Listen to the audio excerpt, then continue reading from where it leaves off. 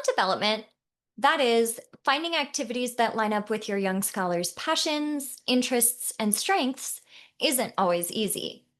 In fact, when young scholars are working at a different level than their age peers, it might present a specific challenge for the profoundly gifted family. Does the student do an activity that isn't at their level but is around age peers? Or do they focus on opportunities that only fit their level of ability? Are there other options?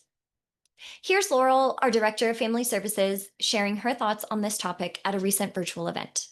Stay tuned after the video for more information on the benefits of the Young Scholars Program and how you can directly access features like these virtual events.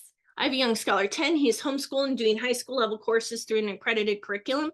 It's been challenging to find activities that are at his level, but allow him to participate due to his age. He does not like to waste his time, he says, with things that do not pertain to his goal of becoming a rocket engineer or do not challenge him or teach him something. For example, I found through my community an event for 6th to 10th graders that was doing Stirling engines, something that deals with his passions. He attended, but said he was wasting his time because it was not as in-depth and he did not learn something new. Do I encourage him to continue to go to such events as such? How do I find events, activities that challenge him? Okay, so you might look, the first thing that just comes to mind is, and maybe you're already doing this, but in the direction of his interests.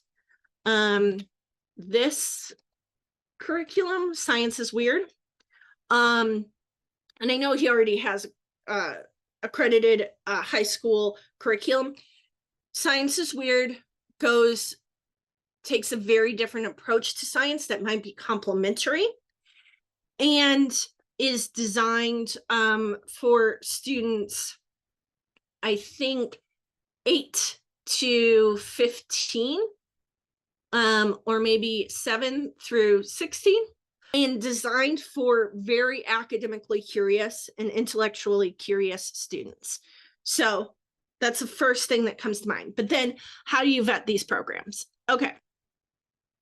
Asking for more of a detail of the event, or if it's a course, seeing if they have a preview that you can view, or if there's a exact syllabi or something like that, and having your student review it ahead of time.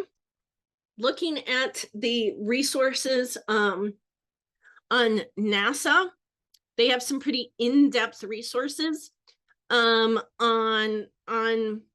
different things, and there's some citizen science projects that he may be interested in to actually start participating in actual research that is being done that helps some other young scholars. And reading about, again, they have a lot of this on their website, about becoming a scientist that works at NASA, which I know might not be his ultimate goal, but you know, adjacent at least. And again, kind of that like real, this is how someone has done this before. There's the Skype a Scientist. And maybe you could get together a group for and talking to some rocket engineers and seeing what their paths were and what was valuable to them, including him, I think, more in the vetting process of different opportunities so that he can make the choice of whether it's something that he wants to participate in or not. But yeah, a lot of young scholars feel that even things for slightly older students don't teach them a lot. And finding more tailored things, whether it's through like connecting with someone through like Skype a Scientist or getting an advanced tutor or something like that, so that they can really go in their specialized interests very deep.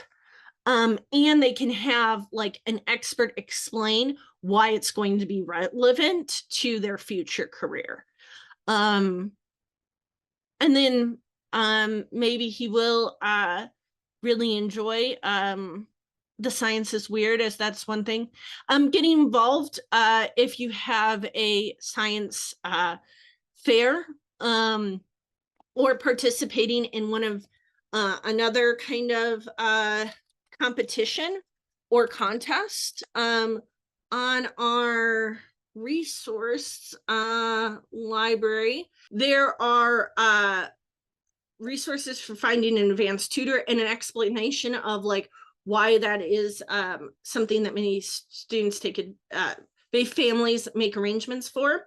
But there's also paths to research for young students that explain how to get research opportunities and leverage those for further opportunities for younger students. There's also a list of academic competitions for gifted students. So those three things might be helpful in exploring this in more depth. Thank you for watching. Check out the cultivated resources we have on our Davidson Gifted blog linked below. The Davidson Young Scholars Program provides our members with opportunities to connect, engage, and access a range of family services to support them on their profoundly gifted or twice exceptional path. Want to learn more? We host application Q&As for families to learn more about our program, testing requirements, and the application.